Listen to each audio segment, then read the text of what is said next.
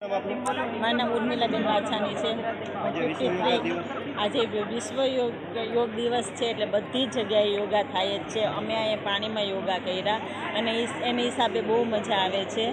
અને યોગા તો કરવા જ જોઈએ બધાએ. તે યોગા કરવાથી ઘણા શરીરમાં ફાયદો થાય છે. તે કમરનો દુખાવો હોય, પગનો દુખાવો હોય છે, મગજની ટેસ્ટ હોય, બધું જતું રહે છે. તે અને મજા આવે છે તે અમને લોકોને.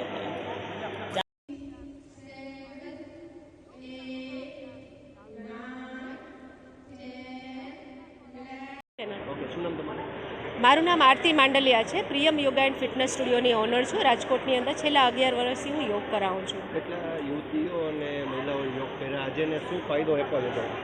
આજે અહીંયા મહિલા સ્નાનાગારની અંદર 50થી વધુ બહેનોએ યોગનો અભ્યાસ કર્યો છે, પ્રેક્ટિસ કરી છે. કેમકે એ લોકો ઘણા ટાઈમથી સ્વિમિંગ કરી રહ્યા છે એટલે એ પાણીની અંદર સારી રીતે યોગ કરી શકે છે.